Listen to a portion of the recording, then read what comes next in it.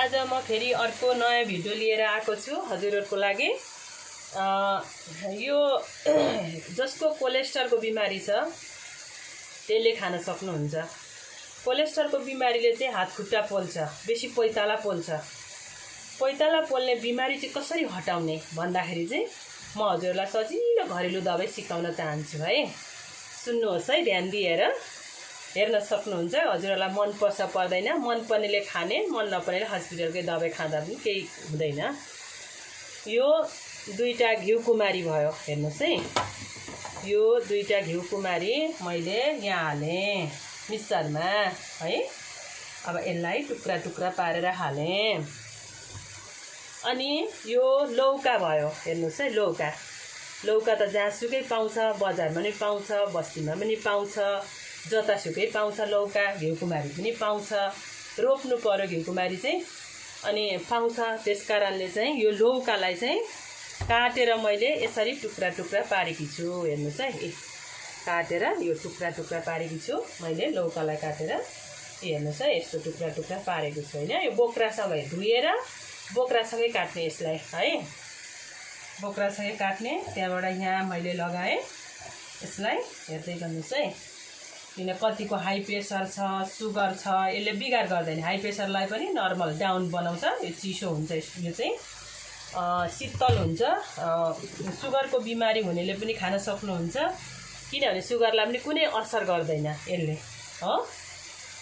अनि यो पावा गिलास भयो, हेर्नुस् है। पावा गिलासमा हाफ पानी छ, आधी हो, आधी पानी छ, पानी आधी छ। यो पानी मैले यहाँ मिक्सरमा हालेँ, हेर्नुस् है। अब मिक्सरमा हालेँ मैले है। अब त्यहाँबाट यो बिर्को लगाएँ, हेर्नुस् है ध्यान दिएर। हजुरहरूलाई कस्तो लाग्छ, मनपर्छ पर्दैन, एकचोटि विचार गर्नुहोस्। यो खाएर हजुरको कोलेस्ट्रलको बिमारी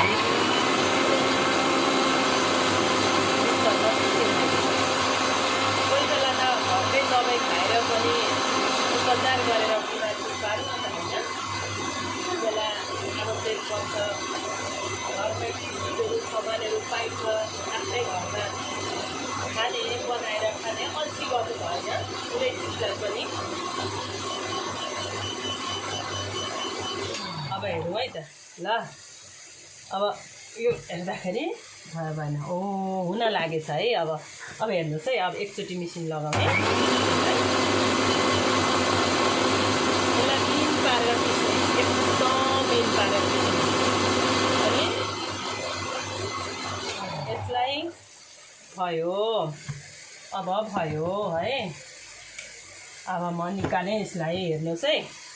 अब यसलाई मैले निकालेँ। यहाँ मेरो गिलास अब जग्गा अलि त्यस्तै छ। यहाँ मैले यो मगमा तारेँ है, यसरी तारेँ। हेर्नुहोस्, तारेँ है।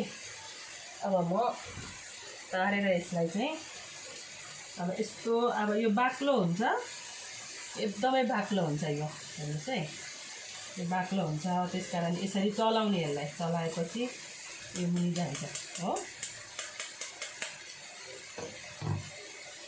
अनि फेरि यहीँ हाल्ने यसलाई, फेरि तार्ने, हेर्नुहोस् है। तारेर यसलाई फेरि यहीँ लगाउने। अनि 2-3 चोटि तार्ने। यसलाई चाहिँ तारेर यसलाई रस बनाउने। अनि रस बनाएर यसको जति यसमा छोक्राहरू, यसको रस निकालेर यसको यो छोक्रा उब्रेको हुन्छ, जुन यो बाक्लो लेदो उब्रेको हुन्छ, यसलाई राख्ने, जतनले फ्रिजमा राख्ने। यो भरे दिउँसो पनि हजुरले खान सक्नुहुन्छ। अनि बेलुका पनि बनाएर 1 गिलास खान सक्नुहुन्छ। यसमा यो सबै तार्दाखेरि यो 1 गिलास हुन्छ हो। आज मैले हजुरहरूलाई सिकाउनको लागि मात्रै यति बनाएँ हो। यो गिलासको चाहिँ 1 गिलास बनाएर जस्तो त्यो पानी हाल्यो, त्यहाँदेखि घिउ कुमारी लगायो, अनि लौका लगाएपछि यो सबै निचोर्दाखेरि चाहिँ, मजाले निचोर्दाखेरि चाहिँ पतला कपडाले निचोर्न सक्नुहुन्छ, हजुरहरूले सक्नुहुन्छ। अनि निचोरेर चाहिँ यसलाई चाहिँ अब यो खाने है। हेर्नुहोस् है म खान्छु। कस्तो मिठो छ।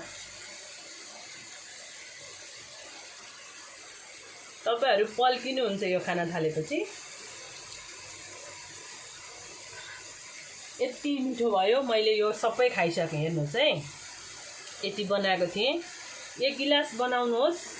बेलुका सुत्ने बेलामा तपाईँ पिउनुहोस् यो लौकाको जुस। यो लौकाको जुस, घिउकुमारीको जुस बनाएर चाहिँ तपाईँ कन्टिन्यू 1 महिना खानुहोस् नछोडिकन। 1 महिना खानुहोस्। 1 महिना खाएपछि चाहिँ आफूलाई कस्तो हुन्छ विचार राति सुत्दाखेरि थाहा भइहाल्छ। हजुरको अलिकति कम्ती डाउन हुन थाल्छ। यो जति तपाईले चाहिँ यो दबाई अब दबाईको रूपमा सम्झेर खानुहोस्। घरेलु दबाई हो। घरेलु दबाई पनि एकदम राम्रो हुन्छ। मेरो पनि कोलेस्ट्रलको बिमारी थियो। हाई प्रेसर पनि ठिक गर्छ यसले। कोलेस्ट्रलको बिमारी त एकदमै ठिक गर्छ। एकदम ग्यारेन्टी साथ ठिक गर्छ। मेरो पनि खुट्टा पोल्थ्यो। एकदमै मलाई गाह्रो हुन्थ्यो राति सुत्नुको लागि। हाम्रो प्रेसर बढेर पनि खुट्टाहरू पोल्छ। यसले नै ठिक गर्छ। प्रेसरलाई पनि यसले डाउन गराउँछ र हाई सुगर छ भने पनि यसले डाउन गराउँछ। केही बिगार गर्दैन। सुगर ग्यास्ट्रिकको बिमारी पनि यसले ठिक गराउँछ। पेटलाई एकदम हल्का हुन्छ। तपाईको बिहान राम्ररी टोयलेट हुन सक्छ। त्यसकारणले हजुर जति सक्दो चाहिँ यो चाहिँ अल्छी नगरिकन हजुरले बनाएर खाइदिनुहोस्। यही भन्न चाहन्छु म। भोलि फेरि तपाईहरुको लागि अर्को भिडियो लिएर आउँदै छु। हजुरहरुको लागि अब प्रेसरको बिमारी हुँदाखेरि के गरेर चाहिँ के तरिका गरेर चाहिँ ठिक हुन्छ हाई प्रेसरलाई चाहिँ भन्ने म तरिका सिकाउँछु। खाने तरिका हैन, लाउने एउटा तरिका छ। त्यो तरिकाले हजुरहरु प्रेसर नर्मल पार्न सक्नुहुन्छ। भोलि म अर्को भिडियो लिएर आउँदै छु हजुरहरुको बीचमा है। श्री राधे राधे। म यही भन्न चाहन्छु। कस्तो लाग्छ के लाग्छ तपाईहरु मन पर्यो भने मेरो युट्युबमा खोलेर हेर्न सक्नुहुन्छ। मेरो युट्युब छ शारदा शर्मा।